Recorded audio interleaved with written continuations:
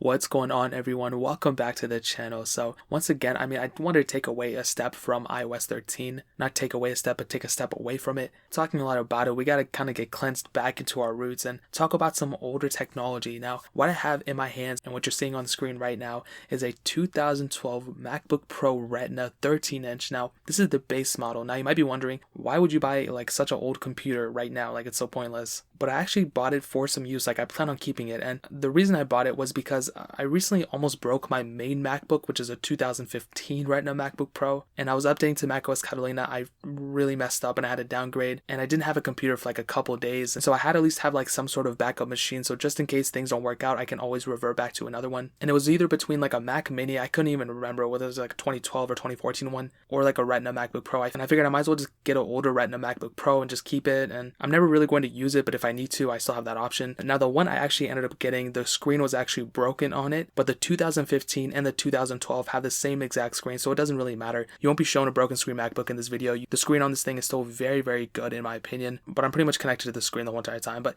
this is the oldest MacBook Pro currently that is supported with macOS. So this thing came out late 2012, so this was the first Retina MacBook Pro ever, and I still watched that keynote with Phil Schiller on the stage showing it, mostly because Phil Schiller, I just loved looking at that guy, man. Shout out to him. But also because, this was something we didn't see in a while, and as of right now, dude, the build quality is still very good. They said at the time it was great. This is still a very good feeling laptop. Like, I don't feel like I have a cheap laptop.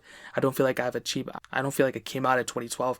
I feel like it came out pretty recently, and it's still pretty thin. I mean, it still has a ton of port selection. A lot of people still prefer this MacBook even more than the newer ones because it has all those ports you have. You have Thunderbolt ports, you have USB ports, you have an SD card slot, you have MagSafe, you have a ton of things that even the newest MacBooks don't even have, which kind of sucks in my opinion. And besides the broken screen on my current 2012 MacBook Pro, this thing runs like a beast. I love it a lot, even for the last like week or so I've been using it or whatever. And the main thing I kind of wanted to hit on was the performance, how it's kind of feeling like in 2019. A lot of things have changed since its initial release in 2012, and mostly it's the newest version of macOS that came out. But I'm going to go ahead and approach it two ways depending on when you're watching this, or really just only one way. But right now, the official version of macOS is macOS Mojave, and it's really good in my opinion on the 2012 MacBook. There's still bugs here and there, but for the most part, I think it's pretty decent. It's not extremely slow, it's not like anything like that, and it contains really all the features of macOS Mojave that are even on the newest MacBooks. Now, I would say about 90% of the features. There's still some that the newest MacBooks have that these ones don't, but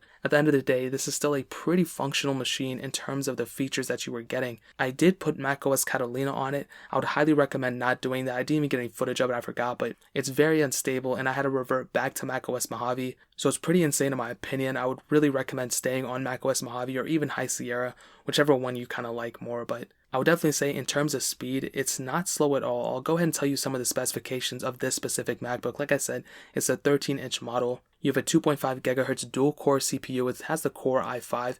It is able to be turbo boosted up to 3.1 GHz. The specific model that I have, it is the base model at 128 gigs, and it has 8 gigs of RAM, and I'll definitely tell you, like, I don't think it's that bad. I know a lot of people will just like go ahead and say like, oh my god, this thing is horrible, it's this and that, but ultimately, like, I don't think it's that bad. My expectations from a device are pretty standard. Like, of course I like edit videos and I use Photoshop and I code and all this other stuff, but honestly, like, I'm not really picky. Like, sometimes I am. If like a phone is super slow, then I'll complain about it, but in a case like this, you have to factor in the age, you have to factor in the price, you have to factor in so much of a device, and for the price point and for the age, it's not slow at all for really the age it is. Like, if this thing was like a 2019 MacBook Pro Retina, then I would be super salty about it, but considering it's almost 7 years old this year, it's pretty insane. And the coolest thing is, because it is a MacBook, it has macOS, you're gaining all those cool features within macOS. And if you have an iPhone or an iPad or whatever, you can easily sync this thing up with your iMessage account and FaceTime people and all those different things. So even though it doesn't have like Touch ID and USB Type-C and a touch bar, all those things, you still have a lot of functionality within it, especially if you're within the Apple ecosystem.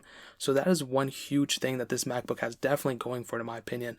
So ultimately, I think it's a really good machine for the price and for the age. And guess how much I paid for this thing, okay? Even though it had a broken screen, okay, whatever, it's still completely fully functional 100%. I could just connect it to the screen and it's like works 100%. But I paid $150 for this thing, okay? And like I said, the screen is broken, but my options were pay like $250 for a used Mac Mini that's like super old, and that's even technically slower than this thing and has even less RAM than this thing, or I pay the $150. Yeah, I'm giving up like one or two USB ports or whatever, but I'm gaining something that's somewhat portable. I don't have to plug it in directly into the outlet. It's still supported with macOS, and it's still super cheap. And I think the build quality on this thing just speaks for itself. I think just the way it feels and just hanging it up is worth more than $150 in my opinion. Now, in fully functional form, I've seen these things go for around $350 depending on the condition. I would say safe to say it's like around $400 when it's all said and done. I've even seen some 2013 Retina models go for like $350, $400. So kind of keep that in mind. This one might actually be cheaper than that. And again, this is the base model, so remember that. But ultimately, if you're coming from a super old MacBook, or you have a super old PC, or you don't even have anything, you're using an iPad currently, or you have some basic expectations and then some, like you're like a student and you just want to like code on the side and you just want to edit some things, but you need something to get you through college, or if you even need a backup machine like myself, that's something I needed. I would say this is a solid, cheap MacBook, and it's still supported, and you don't necessarily need like the latest and greatest MacBook. I know I say the same thing with the iPhones, you guys already know, but with like the MacBooks, it's the same exact case, and in some cases, this MacBook is even more superior than the newer ones because the newer ones have that keyboard problem, and that's a huge issue in and of itself.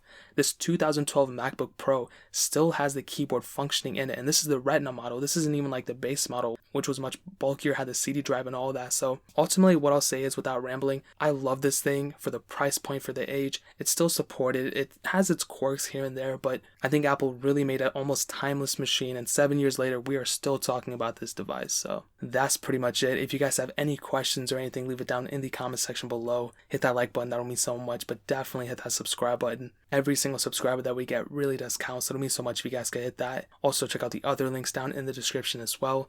My Twitter, my Instagram, my second channel, all those links are linked down below. I would really appreciate it if you guys could check it out. But more importantly than everything else, I love every single one of you guys. Hopefully I'll catch you guys in the next video. Peace out till then.